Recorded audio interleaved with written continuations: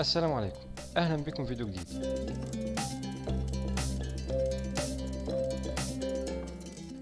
احنا لسه مع النهايات والنهاية رقم 3. والمرة اللي فاتت اتكلمنا عن الكي سكويرز، ان هي مربعات المفروض يكون موجود فيها الملك علشان البيدق يرقي. والبيدق المرة اللي فاتت كان على الرانك رقم 5 في الصف الخامس. في الموقف ده البيدق مش على الصف الخامس انما على الصف الرابع، زي ما موجود في العنوان ان البون has not reached the fifth rank، مش على الصف رقم 5. اذا الكي سكويرز زي ما هو موضح بالشكل هتكون في الصف رقم 6، يعني فوق البيدق بصفين. والقاعدة دي هنمشيها على كل المواقف بتاعة البيادق، يعني لو البيدق في الرانك رقم 3 هيبقى الكي سكويرز في الرانك رقم 5. لو هو على الصف التاني فإذا الكي سكويرز على الصف رقم 4. تعال نشوف الموقف ده كده على الرقعة ونحلله مع بعض.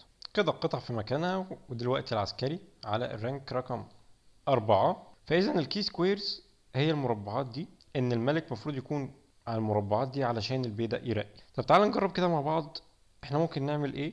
أول قاعدة اتعلمناها إن لازم الملك يكون سابق البيدق، فإذا ما ينفعش تماما خلي البيدق يتحرك ويسبق الملك، إنما المرة دي احنا هنحرك الملك. فعلشان نوصل للمربعات الكي سكويرز قدامنا حلين، 1 و2.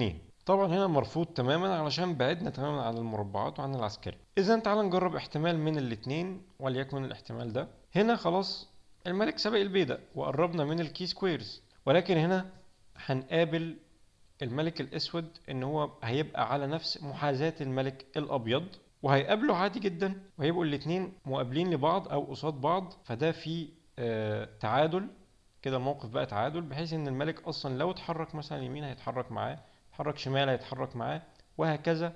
اذا في مقابلة، فمش هنعرف نرقي البيدق.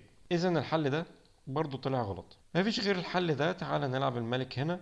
هيحاول برضو الملك الاسود يلعب هنا عادي جدا.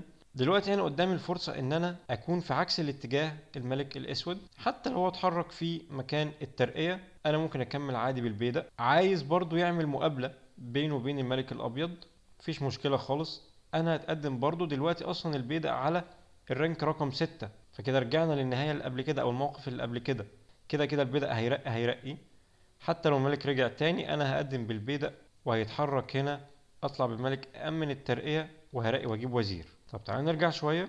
لما لعبنا الملك هنا وهو لعب ولعبنا قصاد الملك وحاول ان هو مثلا يلعب هنا، خلاص عندي هنا كذا حل. العب بالملك او اطلع بالبيدق، الاتنين سيان، يعني الاتنين كده كده مكسب ابيض. العب بالملك، هيحاول يلعب اصلا في الخانات المتاحة ليه. العب البيدق، ملوش اي مكان تاني. اتقدم بالبيدق عادي جدا، هيبعد اجباري. لو حب يقرب برضه انا كده كده مأمن الترقية. وده الموقف اللي هو لو البيدق على الرانك رقم 4. وبس كفاية لحد كده الفيديو ده. يا رب يكون الفيديو خفيف وتكونوا استفدتوا منه. وإن شاء الله برضو المرة الجاية هنكمل في النهاية رقم 3 وكتاب النهايات، نبدأ مع الموقف ده. وأشوفكم على خير إن شاء الله، وفي أمان الله. مع السلامة.